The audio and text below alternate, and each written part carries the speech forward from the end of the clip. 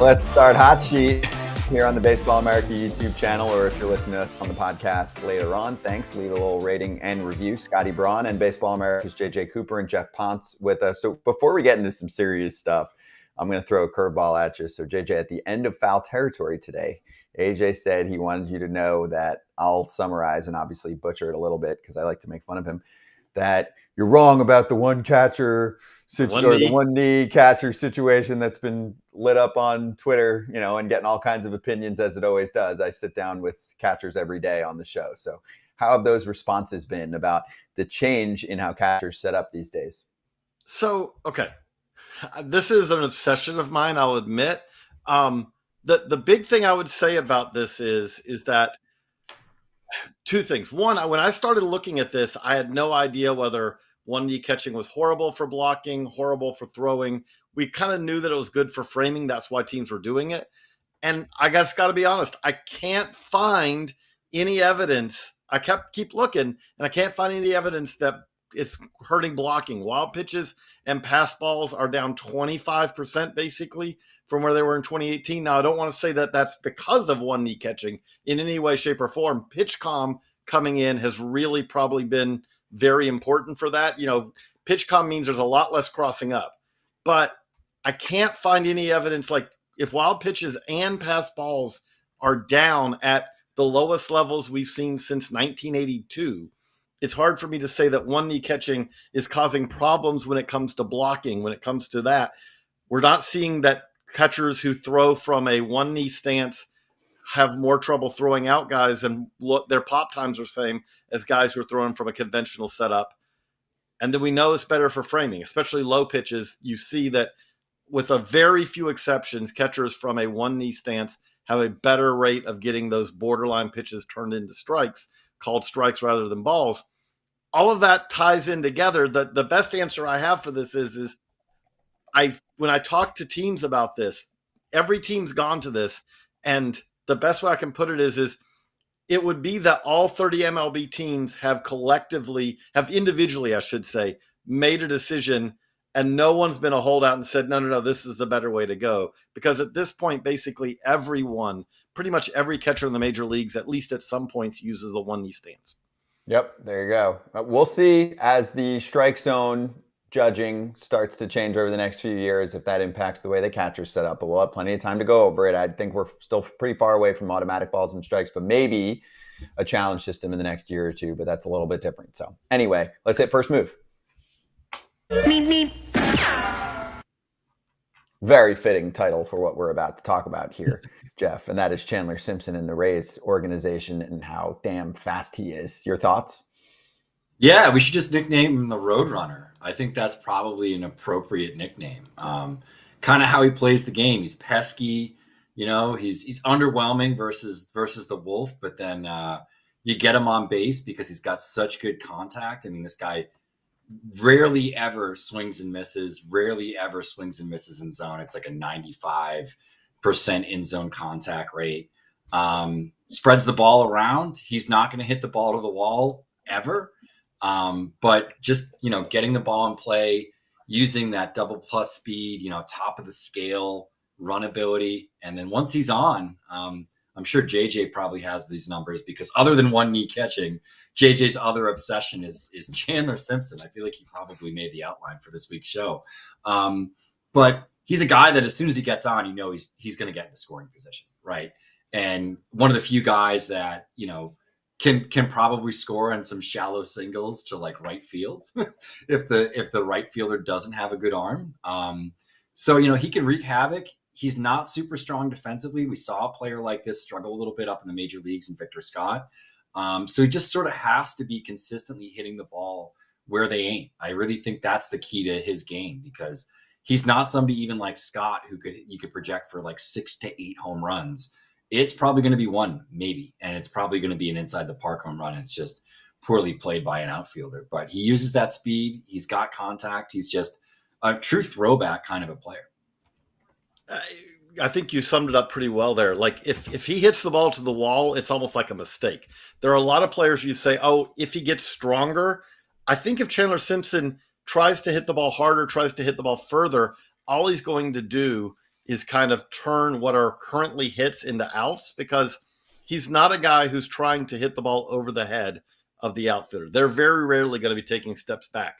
Now, those are concerns as he goes up the ladder, because obviously you just kind of compress that outfield. You move him in, but he is a guy who he can hit a ball. He can top a ball to the third baseman, to the shortstop, turn that into a hit. And I think what he's doing this year is pretty remarkable. If he does win the batting crown this year, he would be the only player we can find. We got records that go back for the minors back to 1980, and we can't find an example of a player who won a minor league batting crown and a NCAA batting championship, which Chandler Simpson was your D1 batting champ a couple of years ago at Georgia Tech. He's leading the minors this year. Now, I should say, we do have an example, though. Buster Posey led D1 and led the majors. Jose Altuve led the minors and then led the majors. So there are examples of that. But the other thing that's also notable here is we haven't had anyone steal 100 bases in the minor leagues since Billy Hamilton, who blew away the record by stealing 155 a little over a decade ago now. And we haven't had anyone since then get to 100. Chandler Simpson came close last year. He's very much on pace to top that this year. If he gets to the century mark, I know that the rules have been liberalized, but that would also be pretty special. And he would also become, you don't see guys, Billy Hamilton was the last guy to lead the minors in steals 2 years in a row. I don't know if the Rays are going to make the playoffs, but if they did, we talked about this with Chandler Simpson at the prospect pad at All-Star Week. He's made sure that he's ready. He's confident that he's ready to help them if they needed kind of a pinch runner type in October. Now the question is could the Rays get there to kind of have that decision to make? You can still look for those interviews. Obviously, everything we do is on demand on YouTube. So just type in Chandler Simpson Prospect Pad. You'll find him on the Baseball America YouTube channel here. We also spoke with Marcelo Meyer, Spencer Jones, Trey Morgan, and others. So lastly here, Jeff, do you think that it could translate to 100 stolen bases one day in the big leagues? Everyone likes the nice, shiny, round numbers and the renaissance of the stolen base thanks to the rule changes. We've seen what someone like Ellie De La Cruz has done this year. Do you think if Chandler Simpson can get on base enough, he could put together 100 plus stolen bags? I mean, with these rules, and I think his ability to get on base, I think it's possible, but I think it's like a 10% chance. It's just such a high number. He'd have to get on base that much. I think the defensive questions in left field, though he could get better, are still pretty prevalent. He's not a very good outfielder. It would just be tough for a guy like this to get 600 plate appearances, right? I think that's the biggest question mark, because we saw how much like Victor Scott struggled, and he's obviously back in the major leagues now. He was a guy that, had 90 plus steals in the minors last year. I think has more power, has a similar profile in terms of on-base ability and contact. I don't know. I think it's so hard to project 100 steals. It's like outside of Ricky Henderson in his heyday, or Vince Coleman, Willie McGee, like those type of guys. But I don't see it happening. I think like 60 or 70 stolen bases is just such an absurd number that's probably the highest you can project. And that's even with full-time playing time. So I don't know. I'm not going to say 100. I think it's very low. You're being a realist, which is important. We can dare to dream, but we need you to give us that expert analysis, which is fair. So how about this one? Question from Army Chow Mein. Does the AA hitting environment hurt, help, or do nothing for Simpson in your mind, JJ? I would say that Simpson's one of the least park-affected players that I could ever envision. And I would say that because usually park effects are kind of dependent on where the walls are, how the ball carries in the air. And that's not Simpson's game. I would say if you wanted to develop a park, and I don't have the hardness of the home plate area, the dirt in front of home plate, comparing that in Montgomery to say what it is in the Eastern League, what it is in the Southern League. It is a little more humid there. So maybe it's a little moister, a little softer, but there's not a whole lot of that's going to affect Simpson's game because, again, he's not ever hitting the ball to the wall. To just follow on what Jeff said, I think that Chandler Simpson's a much better hitter than Billy Hamilton was. Billy Hamilton would have been the last guy who could say, could he get to 100 steals? The thing that's working against Hamilton was he just didn't hit enough. The thing that's going to be the question for Simpson is Hamilton was an exceptional defender in the outfield. Simpson's not there yet. If Simpson can end up being a really plus defender in the outfield, then he's going to get that regular playing time to maybe have a shot. But he's still got some work to do. He was an infielder all the way through his college days, second baseman most of that career. So he's still learning the outfield. He's going to have to do that more. He's going to have to do that better if he's going to have that chance to be an everyday regular for the Rays or someone else.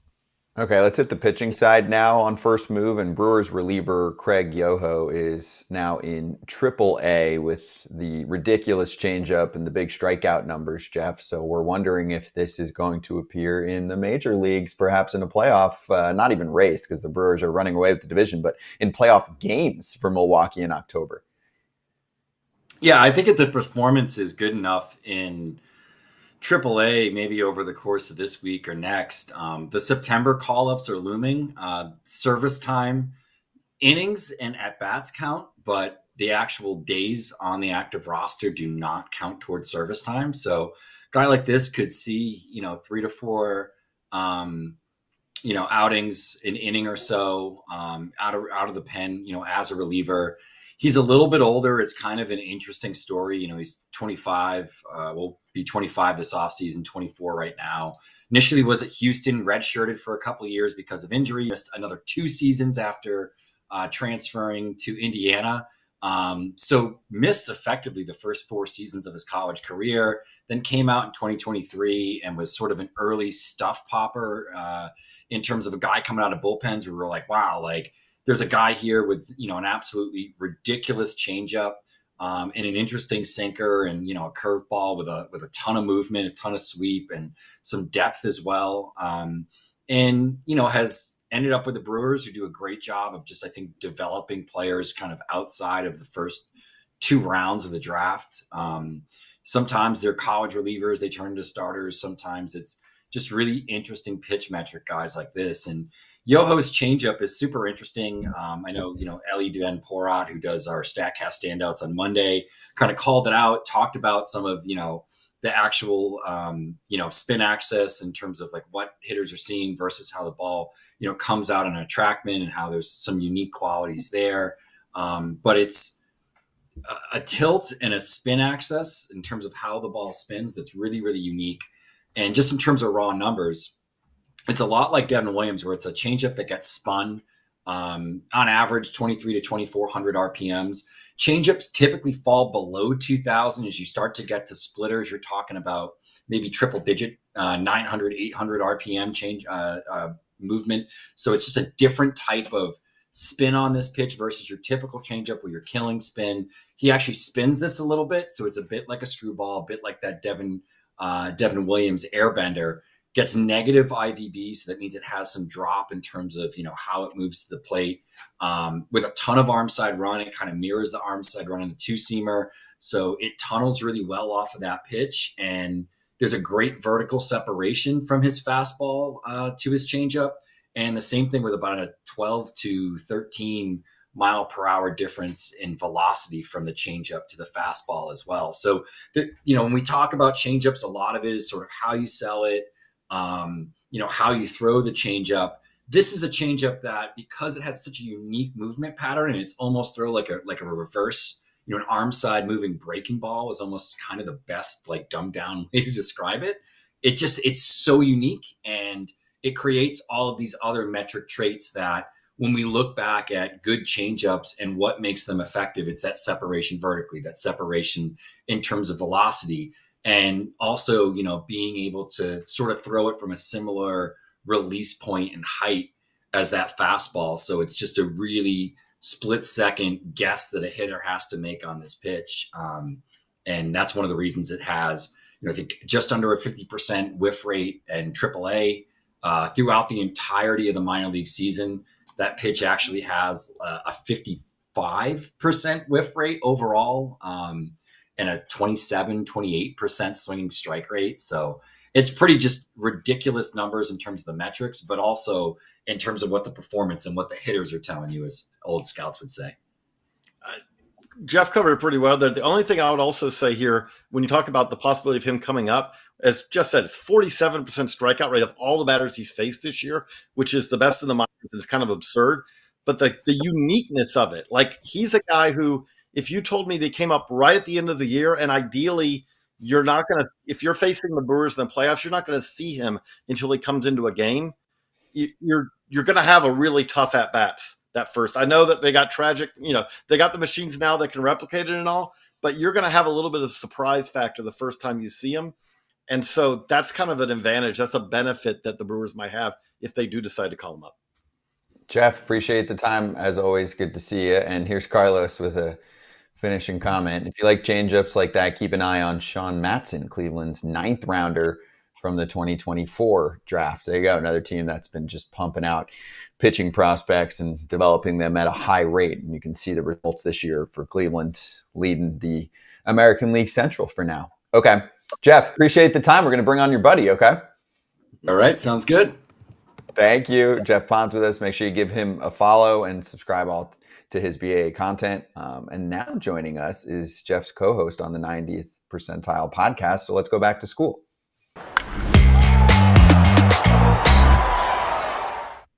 Oh, my bad. Jeff's actually staying so that we can have the duo together. It is Matt Pajak joining us right now. So we got a little roundtable action with the 90th Percentile podcast. First off, just encourage everyone to go check that out. Matt, how you doing? And you having a good time with Jeff going over that pod every week? Oh, having a great time. Thanks for having me on.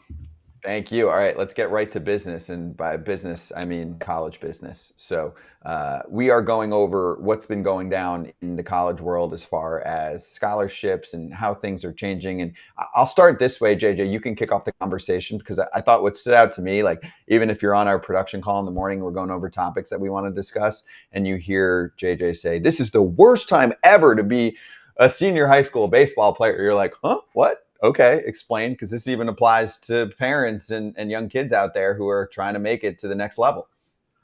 Yeah, I hate to be the bearer of bad news, but I think Matt's gotten the same thing. But I was talking to a Power 4 recruiting coordinator, and basically made the points like, I would hate to be a high school senior right now because everyone's had 40 roster spots.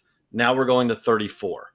Now, we are going also from 11.7 scholarships to the possibility of 34 scholarships, but most schools don't have any idea yet how many scholarships they're going to offer. So what's happening is players who had commitments, who were locked up at schools but haven't signed letters of intent yet, are being told, hey, we're sorry, we don't have the room for you. And it's kind of like a game of musical chairs where the music stopped way earlier than everyone expected. So there are players, and Matt, you know this probably better than I do, but there are players who are trying to figure out where they're going to go now, who thought that they were going, to their dream school, and now are kind of being told, I like how you put it on the podcast, like maybe a cinder block school's a better opportunity right now. How do you see it? Kind of like if you were, am I right in saying that this is probably the most brutal time to be a seniors just starting their final year of high school? Well, it's funny that you say that because I feel like I've been hearing that for the past 2 or 3 years, ever since we've kind of gotten into this transfer portal age and the extra year of eligibility was granted to, the COVID seniors. But it does continue to get worse for the high school player because, and this is another thing that I've heard often in the past 2 years is that the transfer portal is bailing out poor high school recruiting. So where you used to recruit a high school player, and if they didn't pan out, you were kind of stuck with them. Well, now you can just dump them after a year, and you can go get a guy who's hitting 350 at a mid-major to immediately plug in, and he's a proven commodity. So it kind of goes back to the Jay Johnson comments about, you're not really building a program anymore. You're building a team year over year, and the transfer portal kind of allows that. Now, in terms of the very real chance that we're heading towards 34 potential scholarships for the higher end programs that have the budget to do that, we're also potentially heading towards, a 34 roster cap year round, which I think this is something that a lot of people don't realize is a lot of these programs, their fall rosters had as many as 50, 60, 70 players on them. So it's going to have a major effect on a lot of players as, these Power 4, Power 5 schools aren't going to be rostering 50, 60, 70 players in the fall. So, yeah, bad time to be a high school kid. So, Jeff, what do you got? Anything you wanted to ask Matt?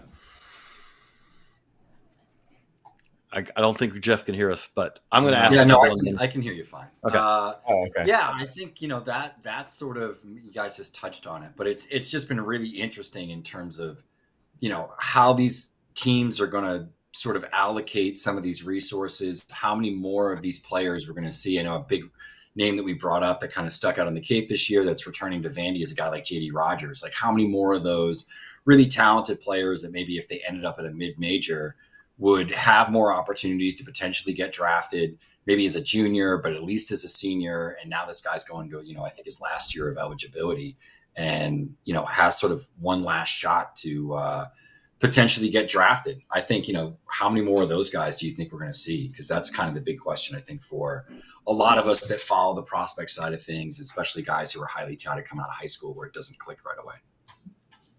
Yeah, and I think it's tough, and kind of jumping off that specifically with Vandy. I think if you looked at Vandy in the past 2 or 3 years, they've done a really good job of kind of staying true to trying to have a program, of staying true to their class and not really bringing in a whole bunch of transfers. And if you followed SEC baseball and National College Baseball in the past 2 or 3 years, since the transfer portal has become a major way to build a roster, Vanderbilt hasn't been the powerhouse they were prior to. And I actually heard from a college coach who was, familiar with the situation that, Vanderbilt had a very, I don't know if tense is the word, sit down with their players before the summer started. And I think they're going to have to abandon the try to build a program thing and start playing the transfer portal game if they want to continue to be Vanderbilt as we know them, and compete with the Tennessees and the Floridas and the Kentuckys and the Ole Misses and all the other teams in the SEC that are playing the transfer portal game. So I would expect that at some point in the next year or two, you're going to start to see a lot more transfers at Vanderbilt. And I think you're going to start to see, them adapting to what the game has become. So, tip of the cap to them for trying to stay true to being a program in a time when most everybody else kind of abandoned it. But I think, winning talks, and you got to do what you got to do to win. So, yeah, interesting time. The other thing that stands out with this, that when you talk about like a school like Vandy, I think that there also is a challenge now. We're not talking about academics a lot in this, but there are schools where when you talk about transfers outside of the grad transfer portal, which grad transfers can get in pretty much anywhere most of the time but if you aren't a grad transfer, most of these transfers aren't, it's a little tougher, some of these higher academic institutions to get in, which kind of closes off an avenue that a lot of other programs have. But the thing I keep coming back to is to go back to the first thing we were talking about, the challenge of this. Like, we have the challenge of you're seeing a lot of reduction because, again, when I think some may wonder, how did schools have 50, 60 players in fall ball? Well, it was kind of a survival of the fittest. You bring everyone in fall ball, and players know they're coming in a lot of cases, fighting for a roster spot. And then at the end of fall ball, some of them transfer to JUCO. Some of them end up sitting out that year and just kind of basically redshirting while waiting to transfer, because you really can't transfer to a 4-year to a D1 mid-year, at least yet. So there are things like that. But the other thing about this is I keep hearing from mid-major coaches, and I know Matt's heard the same thing. I don't know that I can beat you on talent, but I know this. My 22-year-olds can beat your 18 and 19-year-olds because they're bigger, they're stronger.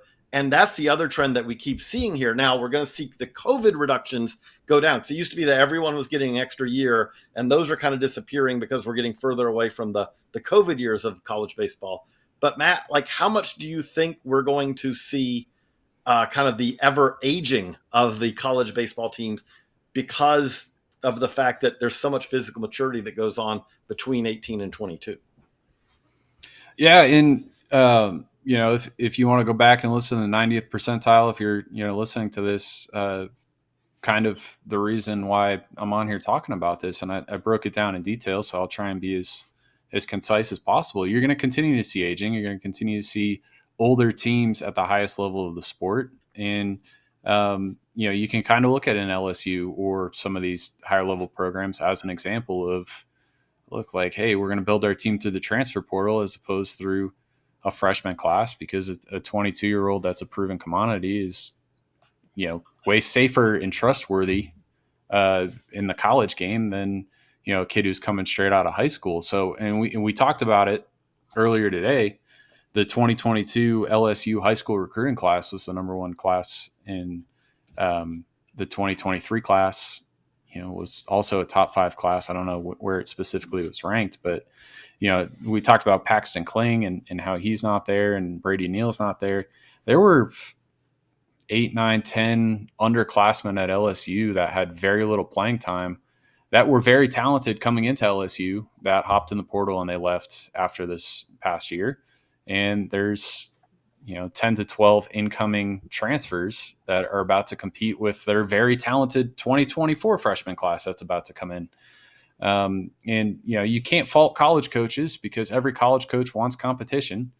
I want 3 or 4 talented players competing for the starting job at catcher. But the problem is that, there's one catching position and one backup catching position. And if you don't get one of those two, then the third and the fourth guy are odd man out and do that at every position. And, that kind of explains why an Arkansas would have, 70 players on campus, or why a Power 5, Power 4 school would have 60, 70 players on campus is, you've got your talented freshman, you've got your returning player, and you got 2 JUCO transfers, and they're all competing for the same roster spot. And the coaches probably think that all 4 of those guys can win that spot, and they're going to get good competition. And then one guy wins the spot, and the other 3 guys have to figure it out. It's a good combo. Let's finish with a comment from Carlos Collazo from BA. He said, here's a counter. We've been complaining about the lack of scholarships for forever. Now we finally have more. That's a good thing. I also want the best players in the best conference, but I am not a coach. Any final thoughts for that? Yeah, I mean, it is a good point. Like, we went from 11-7. The comment I just keep hearing from coaches is 11-7 to 34 is like a really big jump. It's kind of a hard one to adjust to. Like, if it was phased, it would maybe be a little better that way. So that's, kind of something that we're kind of watching. Yeah, I had a college coach in a mid-major program that has a bunch of really good mid-major schools in it make a comment to me that they're currently proposing a budget that would take them from 11.7 to a potential 20 to 25. And they're already starting to kind of, feel out, because there's so much uncertainty. Who else in their conference could potentially get to 20 to 25? And they think they've got one other school pegged at 20 to 25. And they feel like if they can get there in terms of how many scholarships and the other school gets to 2025, it's going to be them and that other school competing for that conference every year. So that's a very real feeling within the college community is, if you've got the scholarship resources, you're going to be able to put together a better roster. And I guess to counter Carlos's counter, I grew up watching, and being a fan of Long Beach State, Cal State Fullerton, and a lot of mid-major programs. The mid-major programs just aren't going to be able to compete and go to Omaha. We're not going to see, a magical Stony Brook run or things of that nature when, you've got Power 4 schools with 34 full scholarships plus NIL on top of that. So money is going to rule. It's going to be really interesting to see how it all plays out. But just like you see kind of in college football, you're probably going to see the same programs year over year in the Final 8, Final 4, Final 8, competing for the national championship. Much more on this with Matt and Jeff on the 90th Percentile podcast. Matt, thanks for joining us. Appreciate the time, dude. Thank you very much. All right, so let's finish strong here with a couple fan questions. We will start with Justin, very active in the chat today, asking about George Wilco. JJ, want to take over on that one? I really like him as a prospect. I really love the power, the athleticism. He's massive. He's like 6'7", 6'8". I think 25, if he ends the year in Birmingham next year, that would be a really good development, because the strikeout rate, the contact rate are things that have to really improve. And I think it's going to be more a little bit slow than hopefully fast for him. So I think it's a little slower than that. And Jeff, do you want to take Jose De Paula here? A question on him at the finish line. Let's see if we can cue it up. There we go. Showtime LA, fitting with the account for the question. Could Jose De Paula, and JJ, you can comment off of Jeff too, be a top 15 to 20 prospect in 2025? This will be last comment for us. Yeah, I don't think it's going to happen in the offseason unless he goes in an absolute tear the last 2 weeks here in the Midwest League. I think he's a top 100 prospect. I think he's a guy that, You can see all the ingredients there. I saw him for 3 of the 4 games last week out in Lake County. There's some stuff with the load and just the ball flight stuff right now that needs to be cleaned up. I know the Dodgers are definitely going to be all over that, I'm sure, this offseason. But the ingredients are there. He's still 19 years old. He's going to be 19 until I think late May next season. So we'll enter the season still as a teenager.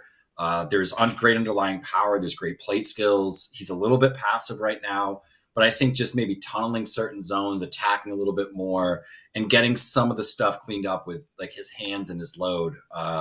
I think the outcomes, could start to really match the underlying data. And I think at that point, he's a guy that could maybe jump into that top 20. He's really going to have to hit because he's going to be a corner outfielder. He's a good athlete, but he's a pretty raw corner outfielder at this point. You're going to get some adventurous routes out there.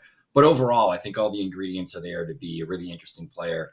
I think if he's productive, he's probably a more interesting player in terms of rankings for like a fantasy list than a real life list. But I do think that he's somebody that, could push into that like top 30 area if he puts together a really good season next year, probably starting again at high A, and then maybe making a jump to Tulsa at some point next summer.